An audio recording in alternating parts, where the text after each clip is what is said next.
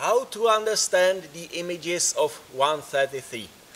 This is a big question because anyone who ever tried to interpret the manual 133 have found the images quite confusing, even deceiving.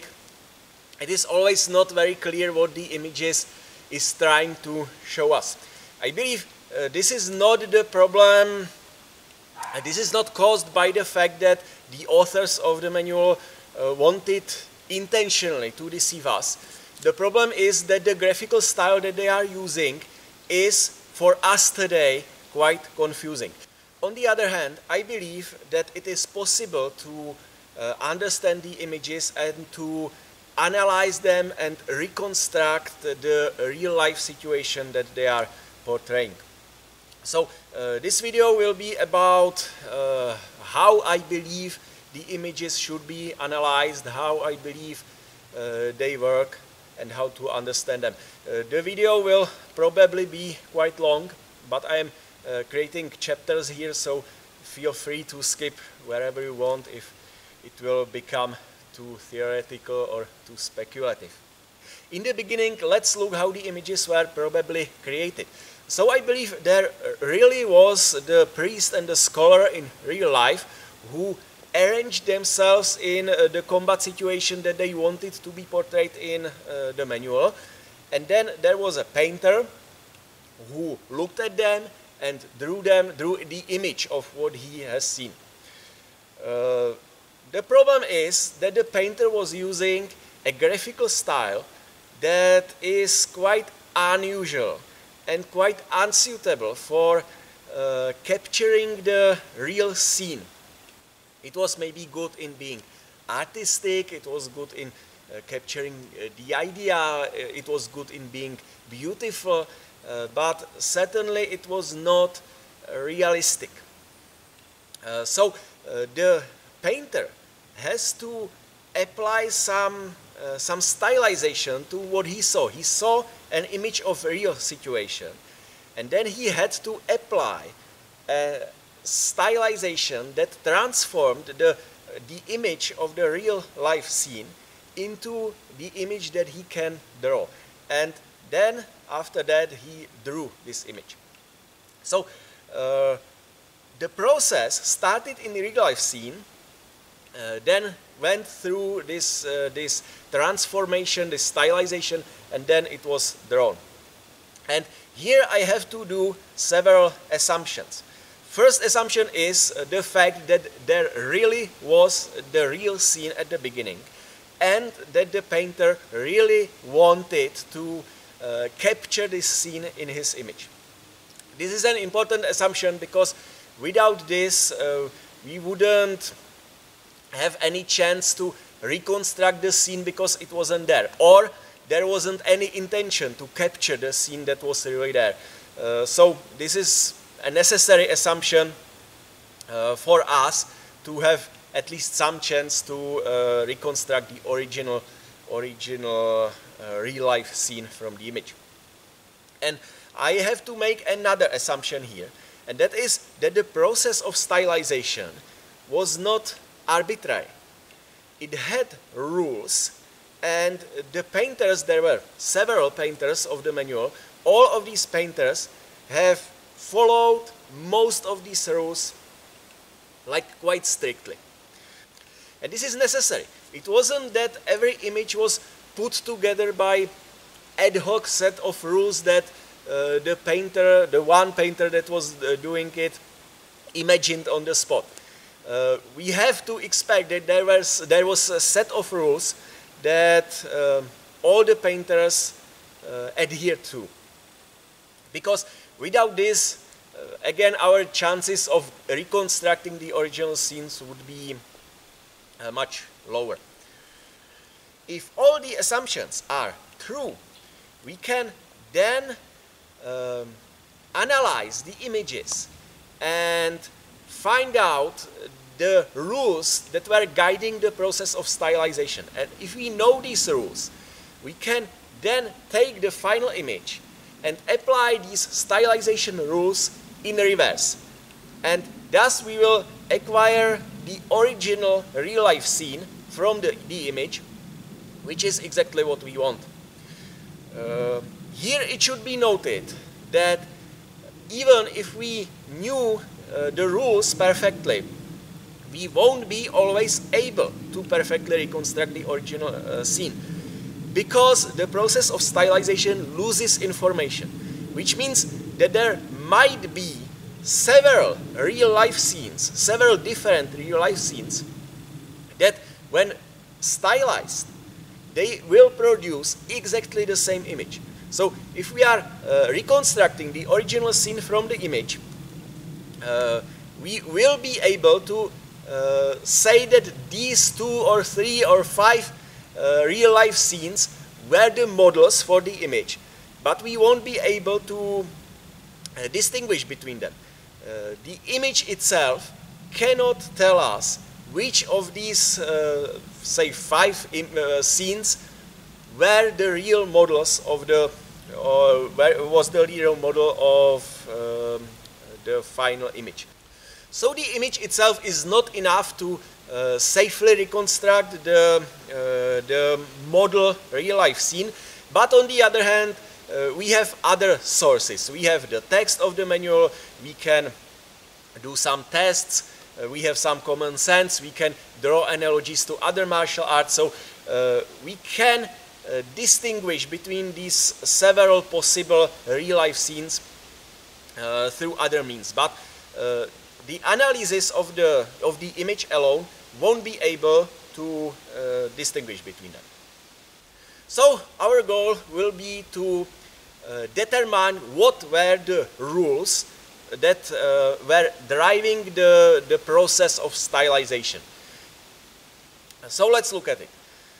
133 consists of pages. Each page contains 2 images, and most of the images are containing 2 figures of 2 fencers, usually the priest and the scholar. And the figure of each fencer consists of 3 different parts that were painted according to different rules. The first part is the body with the legs, the head and the feet. Second part are the weapons, the sword and shield.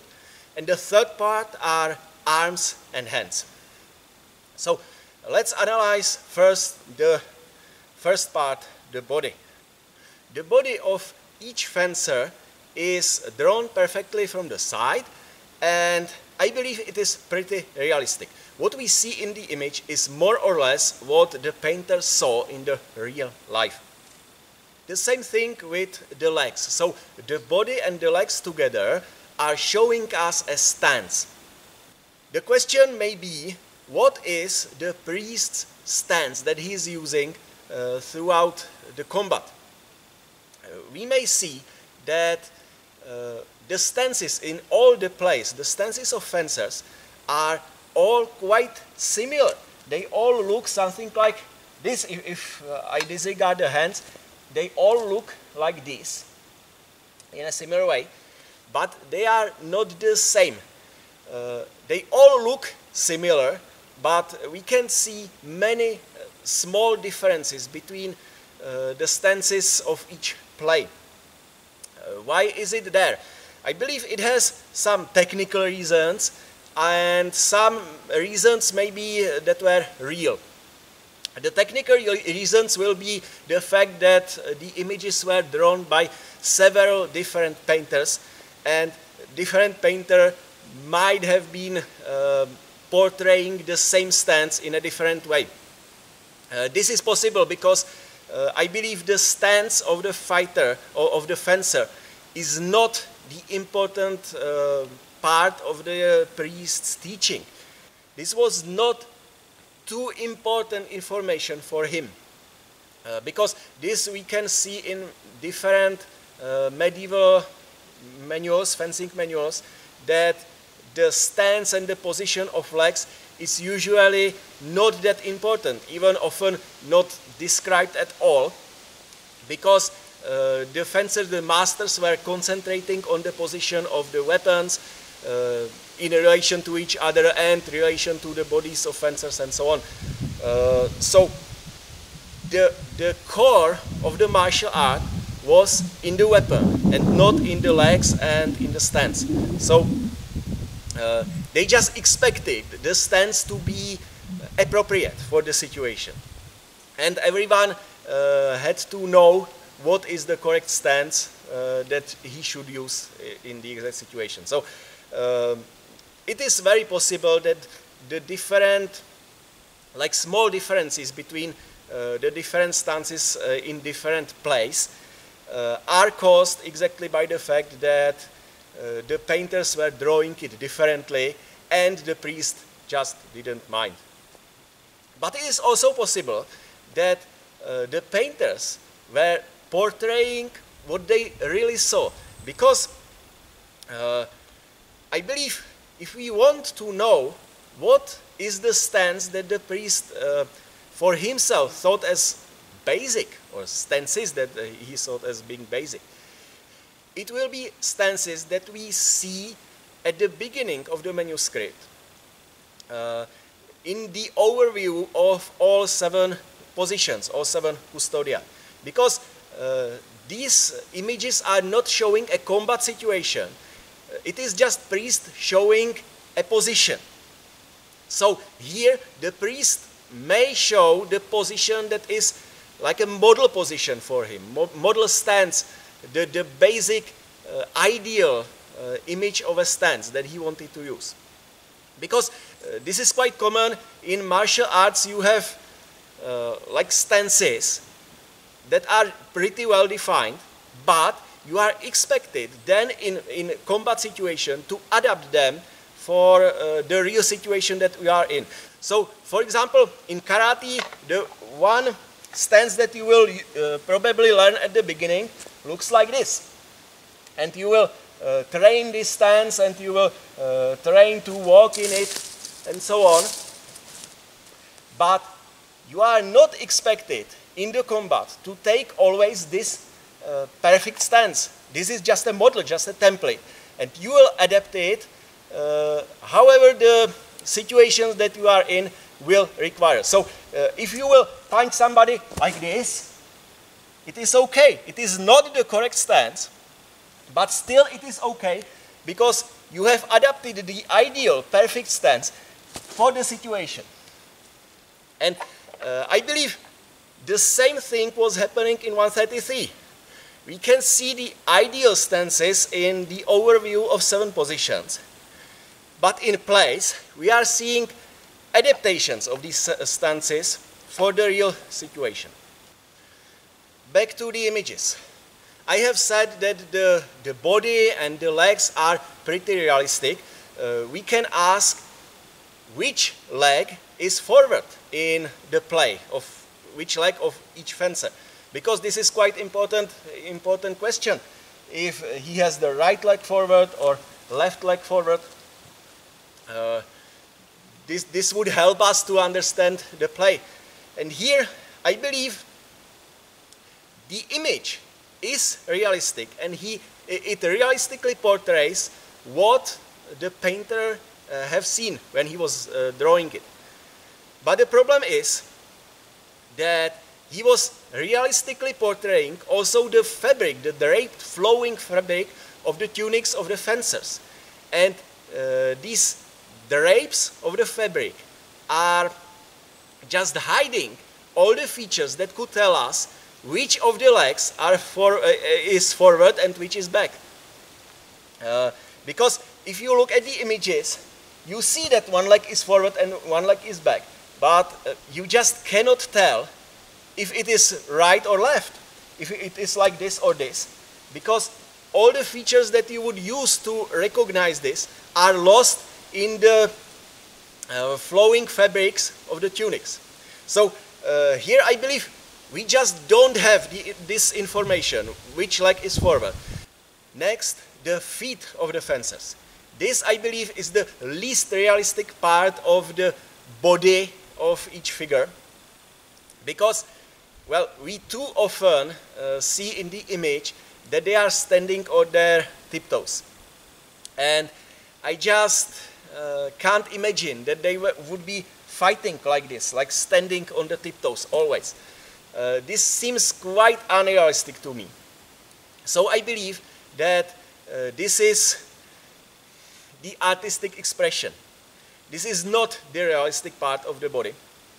And I believe the artist here is trying to show us something like that the fencers are swift on their feet, or that they are constantly moving. So we always see these not always, not in every image, but very often see that they are on their tiptoes, and well, sometimes it looks almost like a ballet, but this I just don't believe to be realistic. This seems to me like a, well, artistic expression. So this is just to create the atmosphere and nothing more. And the last part of the body is the head, which is not very important for portrayal of the scene, but we can notice that there are two different positions of the head, two usual positions that are used. Sometimes the head is looking up, and sometimes it is looking down or forward. So looking down or forward seems okay to me, but to look up seems quite unusual.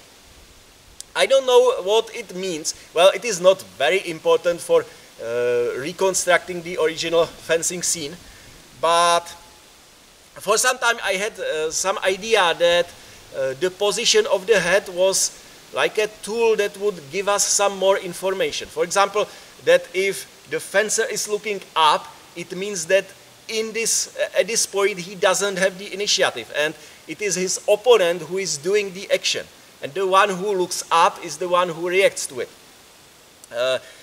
And well, it is possible that there was a rule like this, but it was certainly not a very hard rule, and some images seem to follow this rule, but many others don't. So if it was a rule, it was not strict, and probably not many painters were following it. So the position of head, I believe, is not important and is not realistic, but it is also a feature, and maybe there is some information hidden there, but I just don't see it. Let's get to the second part of the figure of every fencer, which are the weapons. The weapons are the most important part of the image, because here lies the core of the information that the priest wants to convey to us. In all martial art fencing manuals, the position of weapons is the most important thing. So this is the part of the image that should portray the reality as faithfully as possible. Problem is that also here the graphical style takes a really heavy toll, because it imposes quite a severe limitations on what the final image can portray. I will draw an analogy. Imagine that today you are painting an image of a medieval fencer, and you will paint the body and the legs and the hands, but for some reason you can't draw a sword. You are just not good in drawing a sword. So what you will do is that you will look on internet and download an image of the sword that you like, and you will open your favorite graphical editor and paste there the image of the sword and the images of the body of the fencer. And then you will take the sword and move it, arrange it to the body as you want. And if you are doing this, you have a lot of possibilities. For example, you can take the sword and put it wherever you want in the image. You can put it on the ground, or you can put it in the hand of the fencer, wherever you want. You also can rotate the image. So you can, if you have put the sword in the hand of the fencer, you can then point the tip of the sword up, or you can point it down, or you can point it forward. This type of rotation, you can do any rotation with it, so that's great. But there are also limitations. This was the rotation along just one axis, but there are two more axes in real life because the real life is 3D. So in the strictly 2D graphical editor, you can do rotation that remains flat on the canvas, but you can't do 3D rotation. So, for example, you won't be able to rotate the sword along its long axis, like this. This won't be possible in the image. The sword always will have to be flat in this way. And you won't be able to portray this type of rotation, because for this you would need a 3D model, and you don't have it. You have only 2D image. Also, the rotation, or like a tilt of the sword in this way, towards the camera or away from the camera, this is also not possible to do within the 2D graphical editor. For this you would also need a 3D model of the sword. So what you can do is to position sword anywhere and to rotate the sword like this, but nothing more. And it seems that exactly these limitations were limiting the painters in 133, of 133. They were, of course, not using a graphical editor, but the graphical style that they were using were imposing on them exactly the same type of limitations. If we look at the position of the shield, the limitations are similar but not exactly the same. For the shield, we have three different images. We have the shield that is facing the viewer. We have the shield that shows back to the viewer. And we have the shield that is perfectly like sideways and perfectly vertical. So these are the three images, and by choosing one of these images, we can, in the resulting image, fake the rotation of the shield in this way. Because we have like three different positions of this rotation. But on the other hand, the rotation, free rotation of the shield in this way that was allowed with the sword is not allowed with the shield.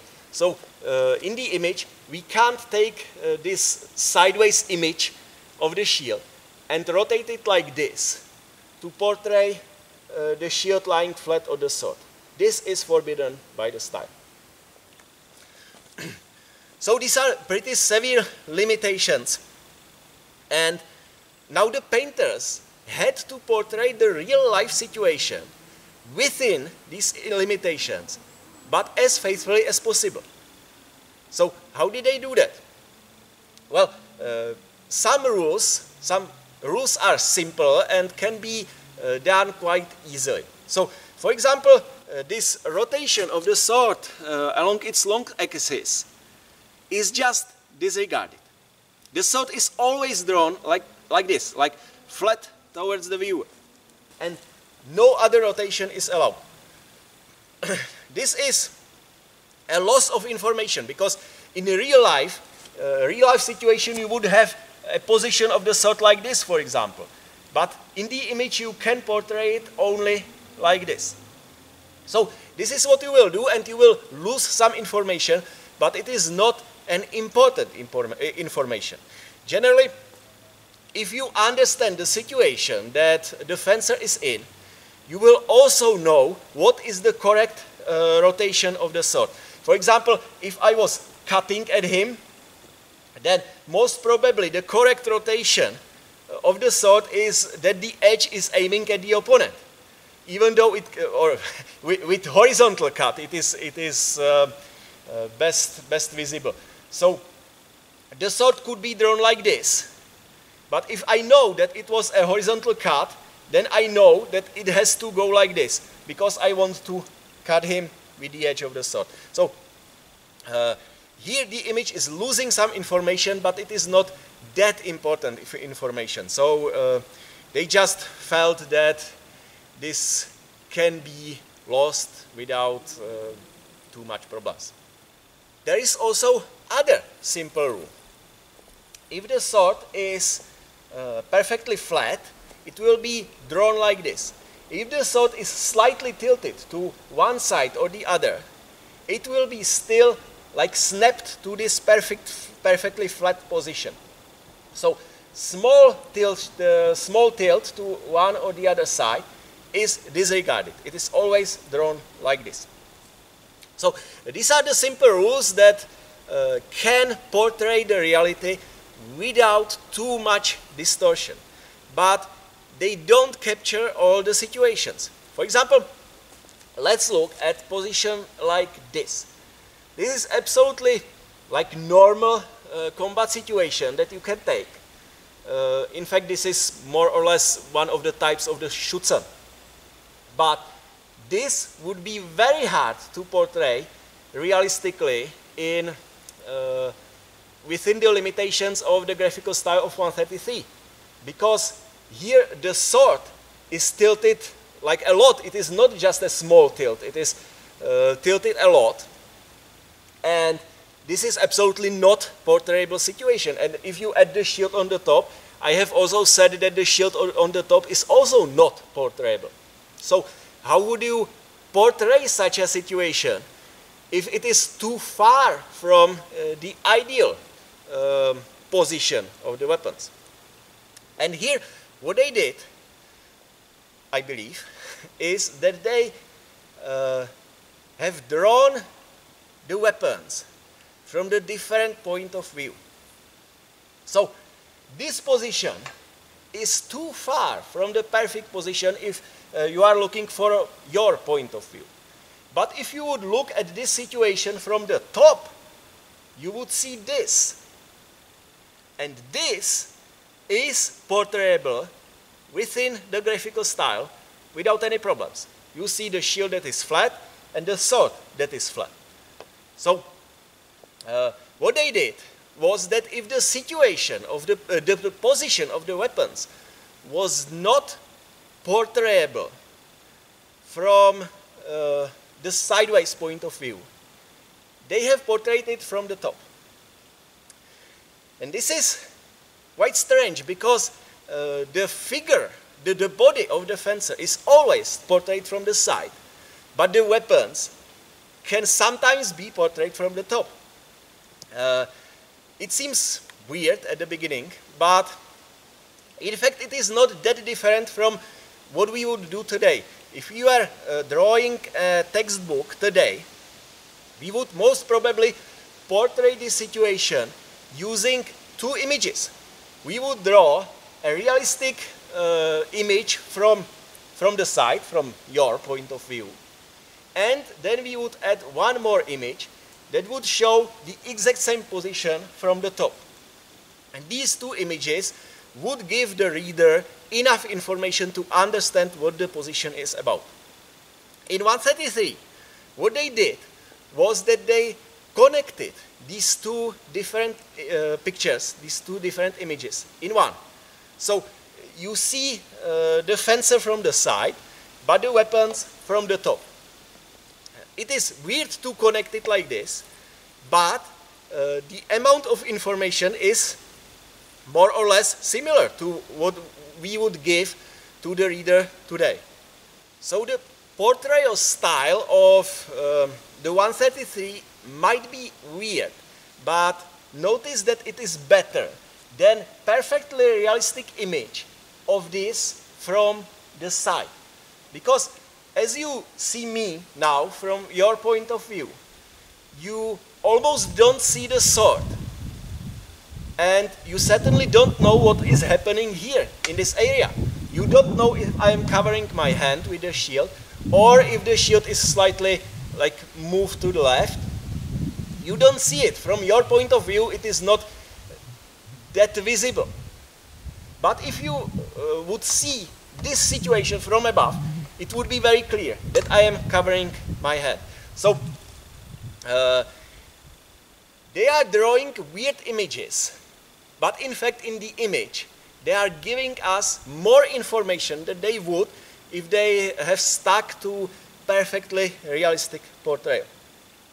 Now it should be said that in the image there is nothing that would hint if the weapons are drawn from the top or from the side or from the front, which is also a possibility that is used to draw the shield in prima custodia.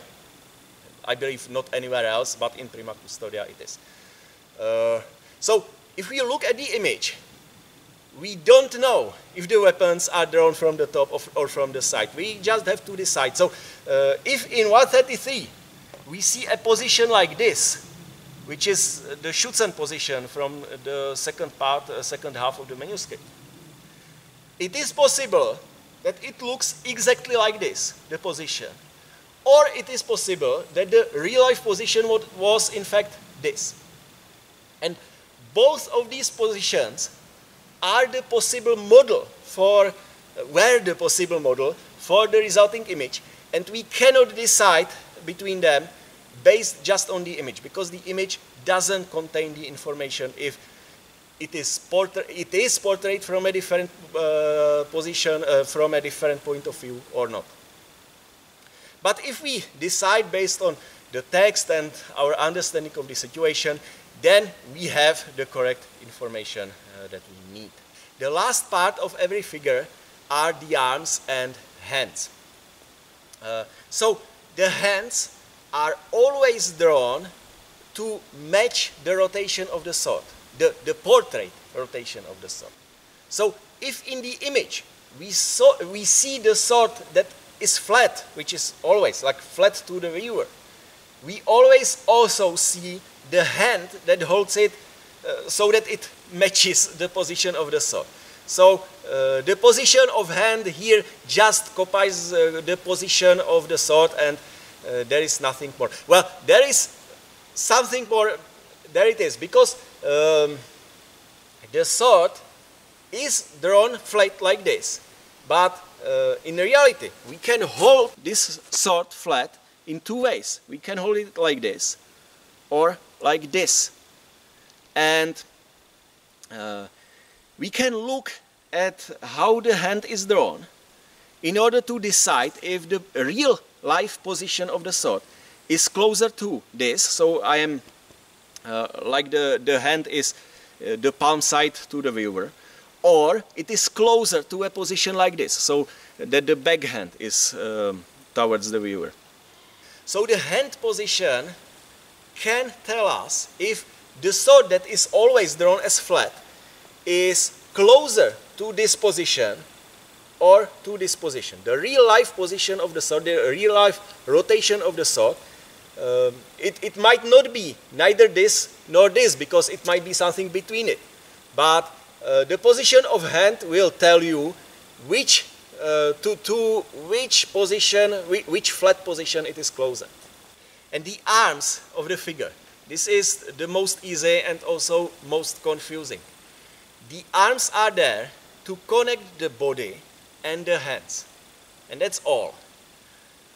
The problem is that here you are connecting, not always, but in many images, you are connecting the body that is drawn from the side point of view to the weapons and hands that are painted from the top point of view. So the arms are like connection between these two parts of the images, but the problem is that each part can be portrayed from a different point of view, and through the arms we are making a connection there. So this is the confusing part of the image, and we just have to accept that the arms are connecting to different points of view, and this is just as it is. We can't do anything about it.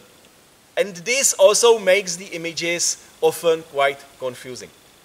But I believe the arms are also giving us some important information, and that is about the elbows. So the arms can be drawn like straight, or we can see a bent elbow like this, for example. Or in prima custodia, you clearly see that elbows are bent. And this is a realistic feature.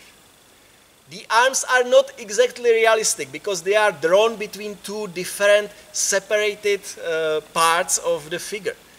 But if we see in the image that the arm is bent, it means that it was bent also in real life. And if we see in the image that the arm is straight, it means that also in real life it was straight.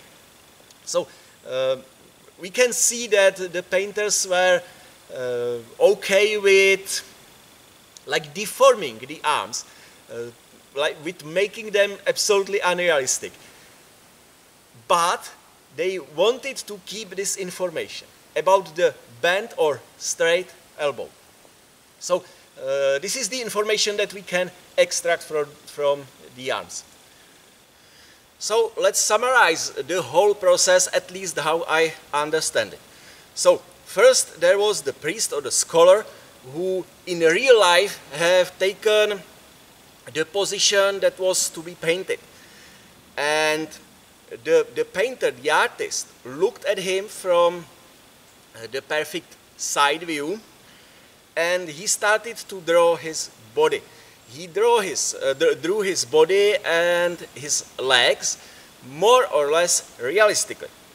Then the artist added the feet and the head, and here probably he did like more of an art. He was drawing this standing on tiptoes and possibly the head position as he viewed it nice and beautiful or whatever, but these are the parts that were not perfectly realistic. Then he looked at the position of weapons. He looked if the position of weapons is portrayable from his point of view, from the side. Because if yes, he would draw the sword and shield from the side. If not, if I say portrayable, I mean portrayable within the limitations of the graphical style. Because the limitations were quite severe, a lot of positions were not easily portrayable from any point of view. So he looked if the position of weapons is portrayable from his point of view. For example, like this kind of langort certainly was, so he drew it like that. If it wasn't, for example, this Schützen position, this was not portrayable from the side point of view, so he decided to draw it from the top point of view. Or other position, prima custodia, I believe no other position was drawn like that.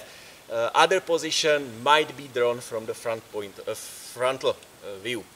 But only the weapons.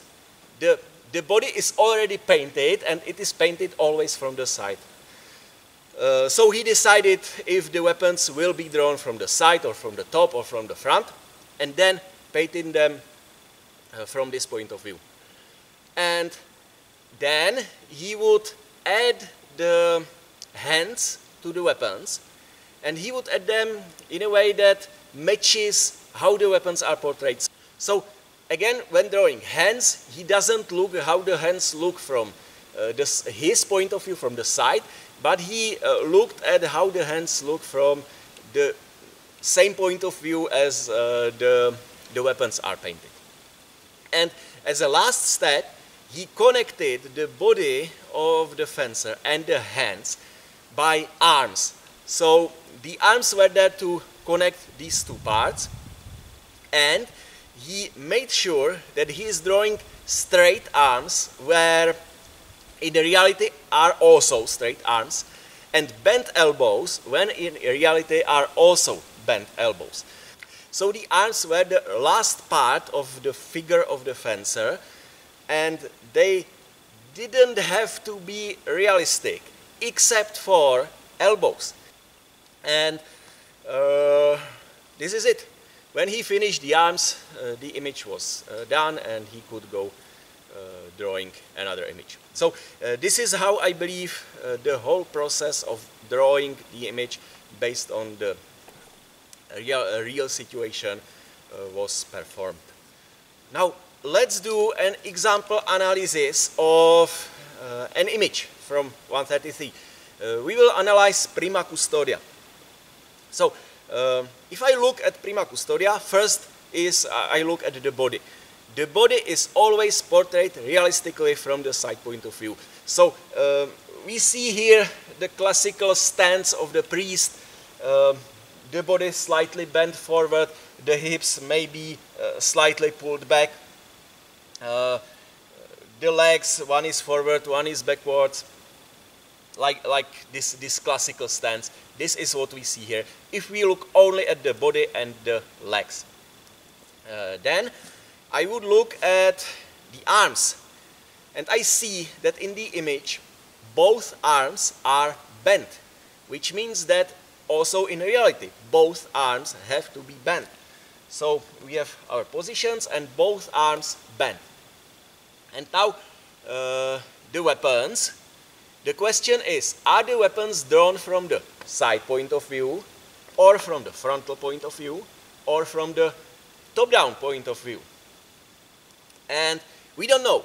The image doesn't tell us, but we can use information from other sources. So in 133, prima custodia is a very frequented position. So we have many different images from 133, from different painters, and also drawn from different sides. So the first possibility is that the weapons are drawn from the side point of view, the same point of view as the body. So the whole position would look like this. Like this.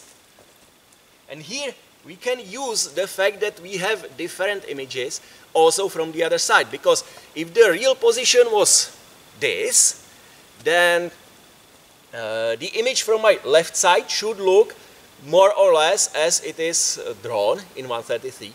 But if we would look at the image from other side, we should see the back side of the shield, because this position is perfectly portrayable from the side point of view, but the shield would be drawn showing the back side towards the viewer. And is it? Well, it is not. In other images that are drawn from the right side, we also see the face of the shield but not the back.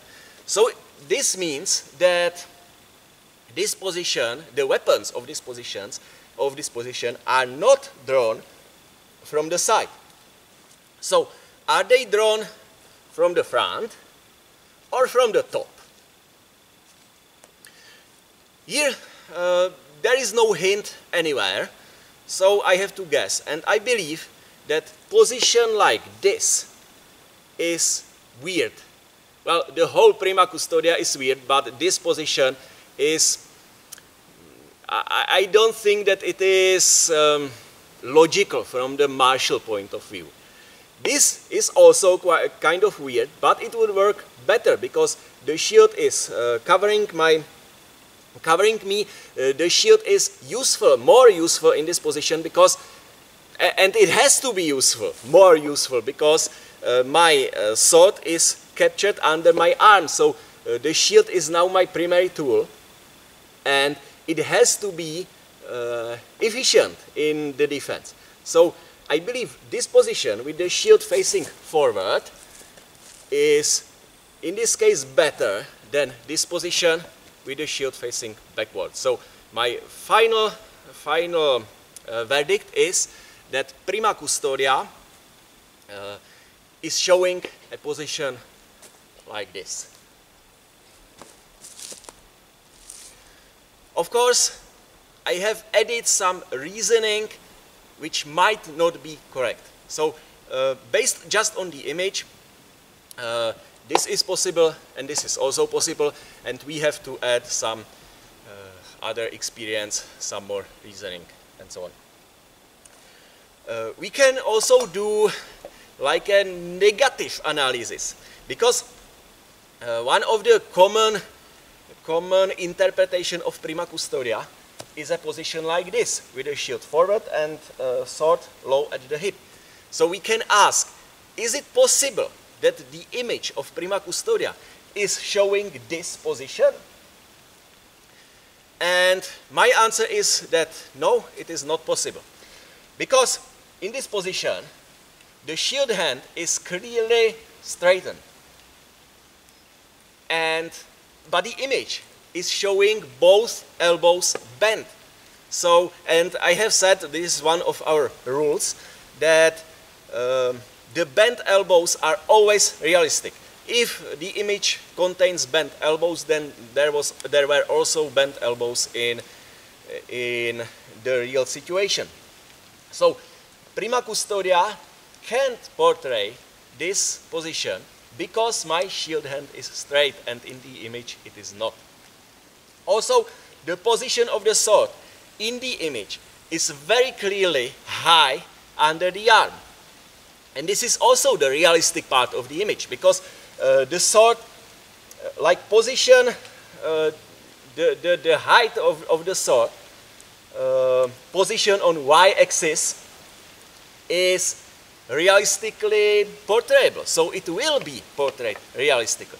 So if the sword was in fact in a real situation low at the hip, it would be drawn low at the hip. But it is drawn high under the arm. Also, this position of the sword is drawn realistically. What is not drawn realistically is this position of the sword. So my final verdict would be that this position cannot be prima custodia because of elbows and because of the position of the sword. It is possible that if the priest would look at this position, he would understand it as a special case of prima custodia. That is pretty much possible. He would look at this and say, well, this is prima custodia, let's look at it like that. It is possible. But we also have to notice that all of the images of prima custodia in the manual are showing position like this, with bent elbows and the sword under the arm, and not a position like this. So even if the priest would consider this position as a prima custodia, this is not the position that he was using himself in combat. Let's do one more example analysis. This will be priest special long point. So again, we have the image of priest special long point, what the real life situation could have looked like. So first, the position of the body. We see a classical priest's stance with the hips back and legs like this, whatever. But we also see that the body is turned slightly towards the viewer, so to the side. So this time my body is not like this, but it is like this, and we can see it clearly in the image. And this is, again, the realistic part. Next, the arms. We can see that both arms are bent in the elbow, and they look something like this, in this way. So, and again, if arms are bent in the image, arms should be bent also in reality. So this is the position of the arms. And now, what is the position of the weapons? Well, we have two possibilities here. Either the weapons are drawn from the side point of view, so from your point of view, and then the position of weapons would be like this. Or the weapons are drawn from the top-down view, and then the weapons would be positioned like this. So both of these positions are possible, and again, just by looking at the image, we can't tell. But we can be sure that both hands are bent. So, for example, a position like this can't be priest special long point because my right arm is straightened. Also, it is clear that the shield is back and the sword is forward. It can't be like this because this position is perfectly realistically portrayable within the limitations of the graphical style and with the view from the side, also with the view from the top. So in both views, these positions are realistically portrayable, so they will be realistically portrayed. So we can say pretty clearly that, pretty confidently, that the shield is drawn back while the sword is more or less forward. So the pre-spatial long point can be this or this. And we can't decide just by looking at the image. We have to add some reasoning, our reasoning, and I believe that the correct position is like this. We may ask, what about the rotation of the sword in this way? Well, in the image, the sword is showing, like the hand holding the sword, is showing fingers to us. So it would be a position like this. But it doesn't have to be perfectly this position. It also can be only a slight rotation in this way. So we can tell that the sword is not rotated like this. Most possibly it is also not rotated exactly like this, but it might be slightly rotated in this way. So slightly up, and this will be the rotation of the hand with the sword in pre-spatial long point. So that's it. This was my guide to images of 133, and I have created this because I believe it is necessary if we want to understand what the manual is telling to us. We can look at the images like without any guide. We could make decisions about the fencing positions and techniques just based on what impression is the image making on us. But if we want to understand it better, I believe some kind of better understanding of the images is necessary. And this guide was trying to provide exactly that. So that was it.